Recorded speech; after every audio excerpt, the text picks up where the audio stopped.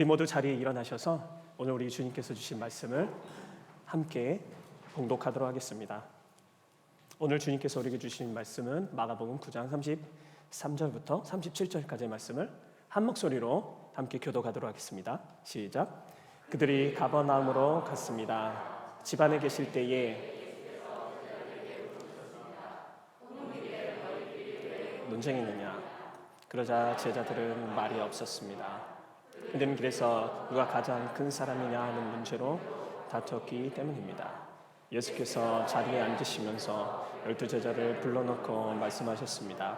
누구든지 첫째가 되려면 모든 사람의 꼴찌가 되어야 하고 모든 사람들 섬기는 종이 되어야 한다. 예수께서 한 어린아이를 데려와 그들 가운데에 세우셨습니다. 그리고 아이를 발로 껴안고 제자들에게 말씀하셨습니다. 누구든지 내 이름으로 이런 어린아이 나를 영접하는 사람은 나를 영접하는 것이 아니라 나를 보내신 분을 영접하는 것이다. 아멘. 우리 자리에 앉아주시면 감사하겠습니다. 우리 18세기는 산업혁명의 시대였습니다. 그리고 그 산업혁명 가운데 많은 공장들과 많은 기계들을 통해서 대량 생산이 가능하게 되었죠. 그런데 그 기계의 발전뿐만 아니라 산업혁명이 가능하게 했던 것들은 바로 어린아이들과 그리고 여성들의 노동력 때문이었습니다. 사진을 한번 보시면 영국 산업혁명이 있었을 때 미성년 아동 노동에 대한 영국 의회 조사 보고서에 이런 기록이 남아 있습니다. 질문을 던지는 거죠. 이 공장에서 아이들이 몇 시에 출근합니까? 새벽 3시에 나가서 밤 10시에 퇴근합니다. 그러면 19시간을 하루에 일하는데 그때 휴식 시간이 얼마나 됩니까? 네, 휴식 시간은 아침 식사 15분, 점심 30분, 그리고 차를 마시는 시간 15분입니다. 그러면 그 사람들이 사고를 당한 적이 있습니까? 네. 제가 아는 한 여자아이는 손가락이 다쳐서 5주를 치료했는데 그동안 임금은 전혀 지불되지 않았습니다. 현대 사회는 다를까요? 우리들이 사회적으로 볼 때 연약하고 힘이 없고 그리고 어떤 곳에 자신의 권리를 주장하기 힘들어하는 사람들이 많이 자신의 권리를 박탈당하는 것을 알 수가 있습니다. 얼마 전에도 유명 초콜릿 회사들과 애플, 테슬라들은 코코아 농장에서 어린 아이들을 굉장히 많은 시간 임금을 주지 않고 잘못된 계약을 맺어서 노동력을 착취했었습니다. 그리고 콩고 민주공화국에서도 코발트 공급에 아이들을 대거 투입해서 싼 노동력을 가지고 노동 착취를 했던 것을 우리는 여러 가지 신문이나 기사를 통해서 볼 수가 있습니다. 이렇게 과거에서부터 현재에 이르기까지 예수님이 사역하시던 그 예전 그 로마 시대 그때서부터 현재 이르기까지 우리는 너무나 많은 세상의 가치들로 세상의 줄 세우기로 그리고 우리가 볼 때 사람들이 볼 때 연약한 사람들의 권리라든지 그 사람들의 삶들을 우리가 이용하는 것을 볼 수가 있습니다. 그러면서 세상에서 부를 쌓게 되고 그러면서 회사는 커지게 되고 개인적으로 많은 유익을 누려서 사람들에게 유명해질 수는 있지만 그 사람들은 하나님이 보시기에 결코 큰 자가 아닐 것입니다. 오늘 본문에서 예수님의 제자들은 서로 이야기하고 토론합니다. 누가 가장 큰 자인가? 예수님 곁에 함께 예수님을 섬기면서 그들이 보았던 질문, 그들이 던졌던 질문은 어떻게 예수님을 잘 따를 수 있을 것인가가 아니라 어떻게 해야지 예수님과 함께 큰 권력을 그리고 내 이름을 그리고 내 주장을 더 잘 주님 앞에 전달할 수 있을까였던 것입니다. 그래서 오늘 우리는 세상의 기준에 큰 자가 아니라 하나님 나라의 기준에 큰 자는 누구인가? 우리가 지금까지 가지고 있었던 우리들의 기준이 아니라, 예수 믿기 전에 가지고 있었던 그런 기준이 아니라, 세상 사람들이 가지고 있는 그런 기준이 아니라, 주님을 믿는 사람들은 어떤 기준으로 살아야 되는가? 세상에서 가장 큰 자는 누구인가? 오늘 말씀을 통해 우리 주님께서 우리가 큰 자 되기 원하시는 그 음성들을 모두 듣게 되시는 저 여러분 모두 되시길 소망합니다. 첫 번째, 세상의 기준이 아니라 하나님 나라에서 가장 큰 자는 세상의 기준을 버릴 줄 아는 자입니다. 우리 오늘 본문 말씀 33절과 34절을 우리 다 함께 다시 한번 읽어보도록 하겠습니다. 다 같이 읽겠습니다. 시작.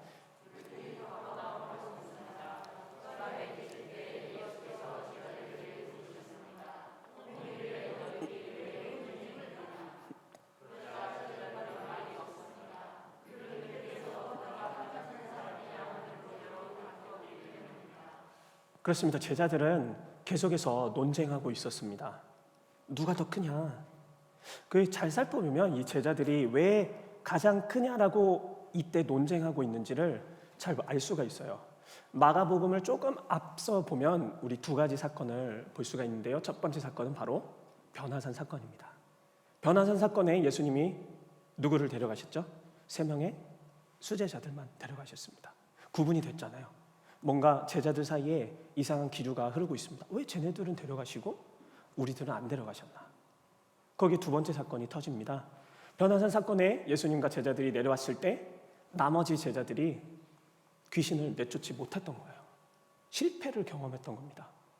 뭔가 차별적인 그런 줄 세우기처럼 예수님이 저 나머지 3명만 좋아하시고 우리들은 약간 실패하고 우리들은 약간 이 경쟁에서 밀린 거 아니야? 이런 사건들을 볼 때 우리는 왜 제자들이 그 오는 동안 계속 그거를 가지고 토론했는지 알 수가 있었습니다. 예수님이 물어보시죠. 야, 뭐를 가지고 토론하고 있냐? 제자들은 말이 없었습니다. 아마도 굉장히 찔렸던 것 같아요. 왜냐하면 마가복음에서 예수님이 십자가 지고 고난당해서 나는 제물로 바쳐질 거다라고 얘기하는 장면이 3번 나옵니다. 그 첫 번째, 그리고 두 번째, 그리고 오늘의 사건, 제자들이 토론한 사건. 그 첫 번째 그 사건 바로 다음에 누가 굉장히 혼납니다. 누가 혼났죠? 바로 베드로였습니다. 사단아 물러가라. 네가 내 뜻을 모른다. 제자들이 트라우마가 있는 거예요. 예수님 그 길 가시면 안 됩니다. 얘기했는데 그 수제자처럼 보이는 베드로가 어떻게 보면 예수님께 완전히 그 모멸당하고 있는 거죠. 굉장히 호되게 꾸짖으셨습니다. 예수님께 혼날까봐, 예수님께 또 뭔가 징계를 받을까봐 묻지는 못하고 이 스스로 자기들끼리만 이야기하고 있는 것입니다. 그리고 오늘 본문은 길에서 계속 논쟁하고 있다고 이야기합니다. 마가복음에서 길이 의미하는 것은 십자가의 길이요, 예루살렘으로 향하는 길이요, 예수님이 자신의 삶과 자신의 생명을 드려야 하는 그 길이었습니다. 아이러니하게도 제자들은 그 십자가와 고난의 길 위에서도 누가 큰가를 이야기하고 있는 것입니다. 재미있는 것은 정말 이 제자들이 세상적인 가치관에 물들어 있다는 것을 알 수가 있습니다. 누가 조금 더 크냐? 내가 너보다 크다. 이 정도를 가지고 싸우는 것이 아니기 때문입니다. 비교급이 아니고 최상급으로 싸우고 있는 거죠. 전부 12명이 모두 내가 제일 크다. 내가 바로 예수님의 수석이야. 예수님 대통령 되시면 내가 총리할 거야. 예수님이 왕이 되시면 내가 그 나라의 총리가 될 것이다. 누가 예수님의 사랑을 독차지할 것인가? 만약에 예수님이 왕이 되시면 총리는 누가 할 것인가? 이런 제자들의 이기적이고 배타적이고 세상적인 마음은 다른 본문에도 잘 드러나 있습니다. 마가복음 9장 38절에 이렇게 얘기하고 있습니다.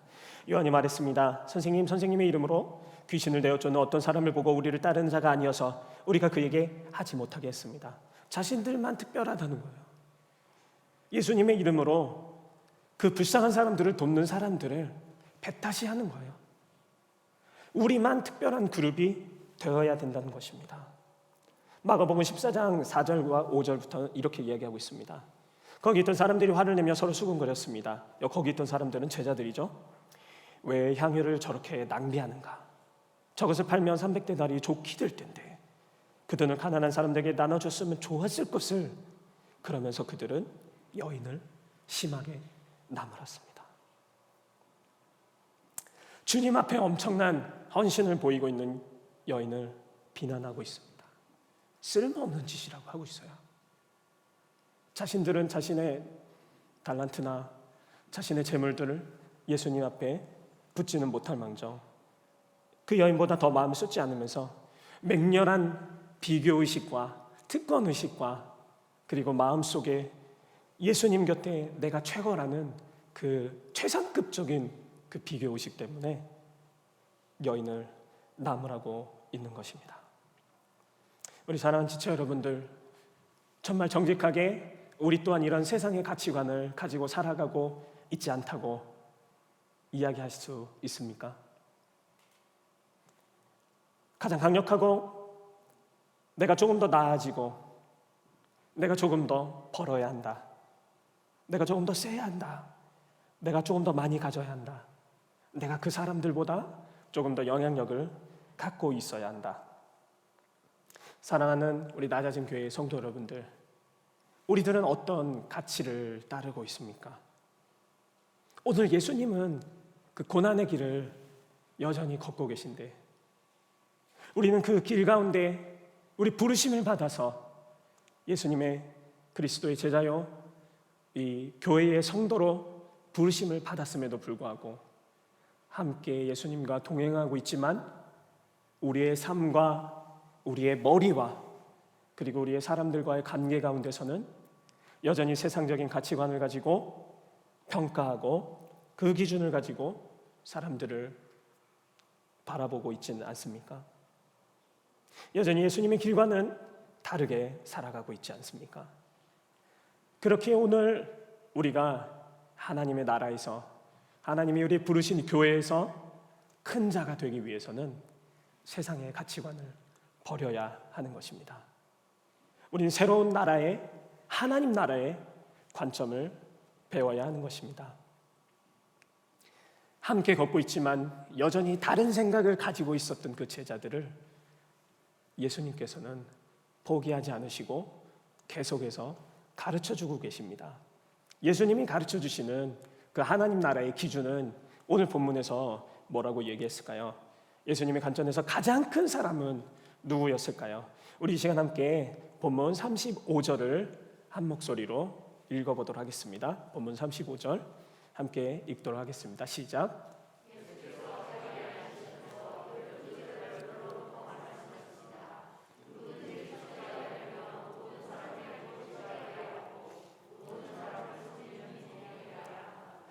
세상을 기준을 버리고 우리가 종의 모습으로 섬기는 자가 되어야 된다고 이야기하십니다. 예수님은 제자들의 마음을 이미 잘 알고 계셨어요. 누가복음 9장 47절에는 이렇게 나옵니다. 예수께서는 그들의 속마음을 다 아시고 제자들이 이미 시작된 하나님 나라와 천국 백성으로서의 삶을 이해하지 못하고 있다는 것을 예수님은 알고 계십니다. 하지만 제자들을 다시 불러서 가르쳐주고 계시죠. 첫 번째, 예수님의 순환 예고의 십자가의 그 삶에 대해서 이미 실패를 경험했잖아요. 두 번째도 실패를 경험했습니다. 세 번째, 예수님이 말씀하셨을 때도 아니 심지어 주님께서 십자가 달려 돌아가신 후에도 제자들은 변하지 않았습니다. 하지만 예수님은 결코 포기하지 않으시고 제자들뿐만 아니라 우리들에게 말씀하십니다. 섬기는 자가 가장 큰 자라고 말입니다. 이렇게 말씀하십니다. 첫째가 되려면 꼴찌가 돼야 된다. 높아지려고 하면 가장 낮은 자가 될 것이다. 가장 낮은 자가 큰 자라는 굉장히 모순적이고 아이러니한 말씀을 우리들에게 하고 계십니다. 이 정말 아이러니일까요? 초대교회의 모습은 과연 어땠을까요? 우리 본문 고린도전서 12장 22절부터 23절을 통해서 초대교회의 모습이 어떠했는지 알 수가 있습니다. 우리 고린도전서 제가 읽어드리도록 하겠습니다. 이뿐만 아니라 더 약해 보이는 몸의 지체들을 오히려 중요합니다. 그리고 우리가 몸 가운데 덜 귀하다고 생각되는 지체들이 더 귀한 것으로 입혀주어 우리의 볼품없는 지체들은 더 큰 아름다움을 갖게 됩니다. 하나님의 나라와 교회 안에서는 볼품없어 보이는, 연약해 보이는 그런 자들이 더 아름답고 하나님의 마음에 더 합당한 자들이라고. 세상의 어떤 평균의, 세상의 어떤 봉사 개념, 우리 갖고 있는 것을 나눠줘서 다 같이 평등하게 같이 잘 살자라는 그런 개념조차 뛰어넘는, 오히려 약자들이 더 중요하고 그 아름다움을 갖는, 그것이 바로 우리가 교회 안에서 추구해야 될 방향이라고 예수님께서는 말씀하고 계십니다. 우리 사랑하는 지체 여러분들, 혹시 연약한 자 하면 생각나시는 분이 있습니까? 제가 종종 캠퍼스 사역을 하면서 어떤 지체들을 만났는지 말씀을 드렸을 때가 있습니다. 아직도 연락하고 지내고 가끔씩 통화하는 우리 대학생들이죠, 청년들이죠, 아직도 있어요. 그런데 정말 마음에 가장 많이 쓰이는 지체, 그 지체들은 사실 뭐 좋은 직장을 얻고 결혼도 잘하고 그리고 출세하고 대학원도 좋은 데 가고 뭐 정말 공무원 시험에 합격하고 이런 친구들이 아니에요. 그런 친구들이 아니라 지적인 아픔이 있어요. 그래서 하는 일이 뭐냐면 이 그 공사 현장 있잖아요. 거기 입구 앞에서 사람들 몇 명 들어가나 그 카운트하는 그 지체가 있어요. 그 공사 현장에서 그렇게 일하면서 하루하루 이제 벌어서 매달 먹고 사는 우리 청년이 있고, 또 하루하루 자기 차 가지고 그 택배 일합니다. 쿠팡에서 택배 일을 하면 그 택배를 하나 하는 다음 얼마씩 해서 어렵게 살아가는 그런 청년도 있고요. 그리고 공부는 잘하지만 이 친구가 정서적으로 문제가 많이 있어요. 그래서 밤마다 이렇게 어떤 영적인 눌림도 있고 무서운 꿈 꾸기도 하고 교회는 오래 다녔지만 자기가 구원받지 못한 것 같다라고 생각하는 그런 지체들도 있습니다. 약 먹으면서 매일매일 신앙 붙잡고 겨우겨우 살아가는 그런 학생들이에요. 제가 기억이 나고 기도가 되고 그리고 여기에서도 꾸준하게 제가 연락하는 지체들은 사실 뭐 저를 재정적으로 후원하고 잘 살고 이런 지체들이 아니라 연약한 지체들이 마음에 남습니다. 그렇습니다.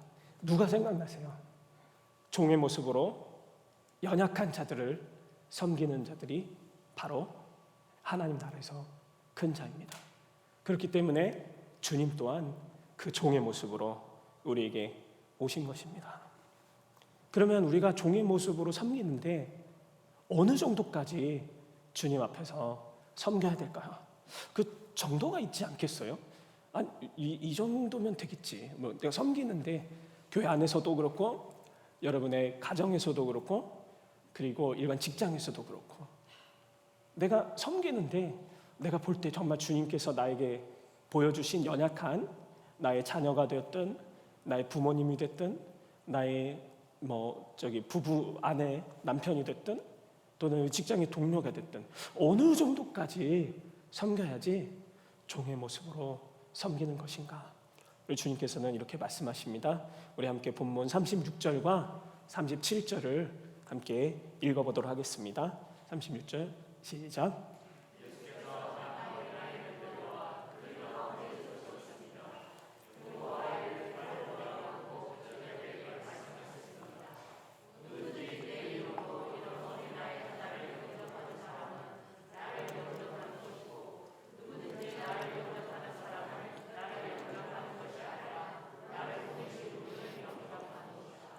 아멘. 예수님은 잘 깨닫지 못하는 제자들을 위해서 계속해서 가르치신다고 말씀드렸습니다. 오늘 예를 들고 계시는 거죠. 실제적인 예. 야, 너네들이 너무 못 깨달으니까, 너무 못 알아들으니까 내가 오늘 실물 예를 들어주마 하면서 누구를 데려오셨습니까? 바로 어린아이를 제자들 가운데 세우셨다 말씀하셨습니다. 예수님의 교육 방법은 굉장히 현실적이고 복잡하지 않습니다.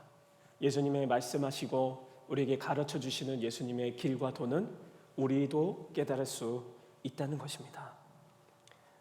어린아이들은 아까 말씀드렸다시피 산업혁명과 지금 이 시대에 살아가는 어린아이들 뿐만 아니라 이 그레코 로만 문화 그리고 유대 문화에 있었던 아이들은 지금과는 다른 어린이에 대한 인식이 있었습니다. 아이들은 하나의 일의 가정의 하나의 도구였어요. 일을 해야만 하고 그리고 가족을 부양해야만 하고 어떤 교육의 기회나 사랑의 대상이기보다는 이 아이들이 잘 커서 우리 집안에 우리 사회의 노동력이 되어야 하는, 심지어 오늘 이 신약성경에서 얘기하는 파이디온 아이라는 그 단어는 사실 히브리어로서는 이 종이라는 우리가 부려먹는 노예라는 종과 노예라는 뜻도 가지고 있습니다. 이때 당시 로마 시대에 50%의 아이들이 10살 미만에 죽었다고 합니다. 장애가 있는 아이들은 버려지기 태반이었고 심지어 원치 않은 임신에 대해서는 낙태도 굉장히 빈번하게 많았다고 합니다. 그런데 이 사회가 바라보는 어린아이에 대한 관점이 아니라 예수님께서 바라보시는 어린아이의 관점은 어떻습니까? 예수님은 어린아이를 굉장히 소중하게 여기신다는 것을 알 수가 있습니다. 어린아이를 안아주셨어요. 이렇게 팔로 허그해 주신 거죠. 예수님이 안아주셨다라는 단어는 신약성경, 모든 신약성경에 어린 아이들에게만 쓰입니다. 오직 신약성경에 2번 예수님이 누군가를 팔로 안아주셨다라는 이 표현은 어린 아이에게만 2번 쓰이고 있습니다. 따뜻하게 안아주셨다는 거죠. 어린이들에 대한 사랑과 애정, 예수님의 마음과 예수님이 갖고 있는 관점과 예수님의 태도를 우리는 이 단어만 보고서도 너무나 잘 알 수가 있습니다. 심지어 마가복음 10장 15절에서는 예수님은 이렇게 어린아이들을 평가하고 계세요. 한번 같이 읽어보도록 하겠습니다. 마가복음 10장 15절 함께 있습니다.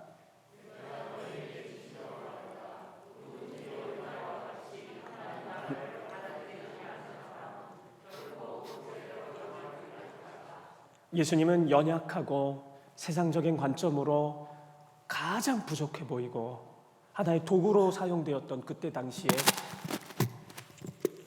어린아이들의 그 모습 가운데 하나님 나라의 주인공, 하나님 나라에 들어갈 수 있는 유일한 모델로 어린아이를 설명하고 있는 것을 우리가 볼 수가 있습니다.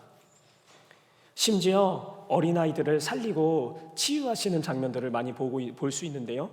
우리 4군데를 제가 말씀드리도록 하겠습니다. 첫 번째, 야이로의 딸 치료하셨죠. 그리고 수르보니게 여인의 아들, 귀신 들린 아들, 왕의 신하의 아들. 잘 살펴보면 예수님께서 신약성경에서 어린 아이들을 대상으로 치유하셨던 사람들은 굉장히 섞여 있어요. 남자아이도 있고요, 여자아이도 있습니다. 그리고 부자도 있고 가난한 사람도 있습니다. 그리고 사회적인 지위가 높은 사람도 있고 그렇지 못한 아이들도 있었습니다. 우리는 예수님이 어린아이에 대한 어떠한 편견도 없었고 사회적인 기준과 가치로 굉장히 다양한 어린아이들을 사랑하시고 치유하시고 살리시고 따뜻한 팔로 안아주셨다는 것을 우리가 잘 알 수가 있습니다. 18세기 말 영국 어린이들이 노동 현장에 내몰렸었죠. 아까 말씀드린 대로 하루 12시간, 18시간씩 일했습니다. 그때 당시 영국 의원 중 앤서니 애슐리 쿠퍼라는 사람은 아이들을 보호하는 법을 발의했습니다. 그는 당시 영국 복음주의 성공의 지도자였고 그의 전기를 쓴 사람은 이렇게 이야기하고 있습니다. 인간의 불행을 줄이기 위해 그 앤서니 쿠퍼보다 많은 일을 한 사람은 내가 볼 때 없는 것 같다. 금세기 가장 위대한 자선 운동들은 대부분 복음주의자들로부터 시작되었다. 이 앤서니 애슐리 쿠퍼가 어린아이들을 위해 열심히 그 법을 발의하고 하지 않아도 될 일들을 많은 사람들과 갈등을 빚어가며 그 일을 할 수 있었던 이유는 무엇일까요? 그것은 바로 어린아이들은 예수님과 같은 하나님의 대리인이라고 예수께서 말씀하고 계시기 때문입니다. 마가복음 10장 13절에 이렇게 나와 있습니다. 사람들이 어린아이를 예수께 데리고 와 어루만져 주시기를 원했습니다. 그러나 제자들이 그들을 꾸짖었습니다. 예수님은 어린아이를 환영했지만 여전히 제자들은 어린아이들이 다가오는 것을 막았죠. 그런데 예수님은 계속해서 오늘 본문에서 이야기하셨죠. 어린아이를 영접하는 것이 곧 나를 영접하는 것이요, 나를 영접하는 것이 곧 나를 보내신 하나님을 영접하는 것입니다. 무슨 말이죠? 쉽게 표현하면 어린아이, 그 연약한 지체들, 부족해 보이는 세상의 기준으로는 전혀 존중받지 못하고 있는 그 사람들이 바로 하나님의 대사라는 거예요. 예수님 대신 우리가 섬겨야 되는 대상이라는 겁니다. 오늘 예수님께서 말씀하신 겁니다. 세상 기준에 부합하지 않았던 그 자들을 예수님처럼 귀하게 여겨라. 반대로 얘기하면 우린 뭐를 알 수 있는 거죠? 우리가 갖는 하나님에 대한 태도는 우리가 볼 때 연약해 보이는, 우리가 볼 때 세상의 기준에 가장 밑바닥에 있는 것 같은, 내 기준에 존중받지 못할 것 같은 그 사람들, 그들을 어떻게 대하느냐로 알 수가 있다는 것입니다. 우리는 종종 우리의 입술과 생각과 우리의 말로는, 우리의 기도로는 하나님 앞에 하나님만을 사랑하고 주님을 최선을 다해 섬깁니다 라고 이야기하지만 여전히 우리가 가지고 있는 세상의 기준과 가치관으로 우리 주위에 있는 이웃과 우리 교회의 지체들과 우리의 가족들을 대하고 있는지도 모릅니다. 그래서 마태복음 25장 40절에서는 이렇게 얘기하고 있습니다. 내가 진실로 너희에게 말한다. 무엇이든지 너희가 여기 있는 내 형제들 중 가장 보잘것없는 사람에게 한 것이 곧 내게 한 것이다. 우리는 얼마나 종의 모습으로 섬기는 것이 예수님께서 강조하신 모습이었을까요? 그것은 바로 어린아이라도 우리가 섬기고 받아들이는 것입니다. 우리가 볼 수 있는 어린아이, 우리 주위에 있는 연약한 지체들은 누구입니까? 생각나는 분이 있습니까? 생각나는 사람이 있으세요? 생각나는 가족이 있으세요? 생각나는 직장에 동료들이 있습니까? 생각나는 함께 공부하고 있는 학생들이 있습니까? 여러분들 주위에 누가 어린아이와 같은 자입니까? 가족 중에, 친구 중에, 성도 중에 전혀 내 성공과 내 출세와 내 유익과는 전혀 무관하지만 정말 주님 대신 주님의 사랑하는 마음을 표현할 수 있는 그 어린아이는 여러분 주위에 누가 있습니까? 그들을 사랑하고 섬기는 것이 바로 예수님을 사랑하는 것이요, 하나님을 사랑하는 것입니다. 그런데 우리 조금만 더 생각해 보면 그 연약하고 부족하고 아무것도 깨닫지 못하고 남의 유익에 이용될 수밖에 없는 사람들이 굉장히 가까이 있어요. 누구죠? 바로 여러분입니다. 나예요. 정말 우리 세상과 정말 세상의 기준과 가치관으로는 뭔가 비교할 수 없을 것 같은 정말 힘들어 보이는데 삶과, 그리고 내 영적인 상태, 그리고 나의 연약함과 나의 부족함들, 여전히 우리 제자들처럼 깨닫지 못하고 어린아이와 같이 정말 순수하게 나가고 싶지만 주님 앞에 나가지 못한 우리 연약한 모습들, 스스로의 힘으로 하나님의 기준과 하나님 나라에 부합될 수 있는 자격을 누가 가지고 있습니까? 하나님 나라에서 스스로 큰 자라고 얘기할 수 있는 자격 있는 사람, 여기에 누가 있습니까? 아무도 없습니다. 정말 이 교회와 하나님 나라에서 큰 자는 누굽니까? 누가 가장 큰 자예요? 세상의 가치관을 완전히 뒤집고 버리신 분, 그 누가 뭐라고 해도 하나님의 말씀과 하나님께서 귀하게 여기시고 소중하게 여기시는 그 사람에 대한 그 가치로 살아가신 분, 누구세요? 정말 최고의 종의 모습으로, 가장 낮은 모습으로, 가장 높은 곳에서 가장 낮은 곳으로 모든 사람의 종이 되신 그런 사람이 누가 있습니까? 어린아이를 그 품에 안아주시고 그 가운데 정말 사랑을 보여주시고 아무도 돌보지 않고 사랑해 주지 않았던 그 어린아이들, 누구요? 우리들이요. 우리들이고 바로 옆에 앉아있는 성도들이고 우리 함께 살고 있는 우리 가족들이고 우리가 매일매일 일하면서 만나는 그 직장 동료들, 그 어린아이들을 모두 품어주시고 사랑하는 하나님 나라의 관점에서 가장 크신 분 누구십니까? 그분은 바로 예수 그리스도입니다. 그 어떤 세상의 가치관으로도 우리를 평가하지 않으십니다. 우리들 가운데 오셔서 가장 낮은 모습으로, 종의 모습으로 이 땅에 오셨습니다. 모든 이 세상의 어린아이와 같은 불쌍한 인생들 가운데 따뜻한 발로 안아주시고 사랑해 주시고 이 어린아이들이 천국에 합당한 자라고 이야기해 주신 분, 바로 예수 그리스도이십니다. 우리는 주님을 따라야 합니다. 이 세상에서 가장 큰 자 누구입니까? 하나님 나라의 관점에서 가장 큰 자 누구입니까?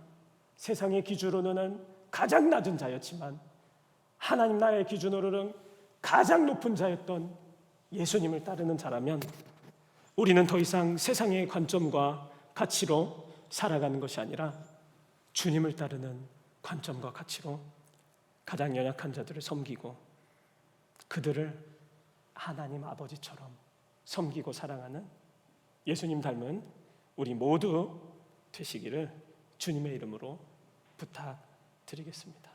함께 기도하겠습니다. 하나님 아버지, 우리에게 세상의 가치가 아니라 하나님 나라의 가치로 살아갈 그 은혜를 허락하여 주시고 인도하신 우리 주님 앞에 우리의 마음 다해 우리의 뜻 다해 주님 앞에 나아갑니다.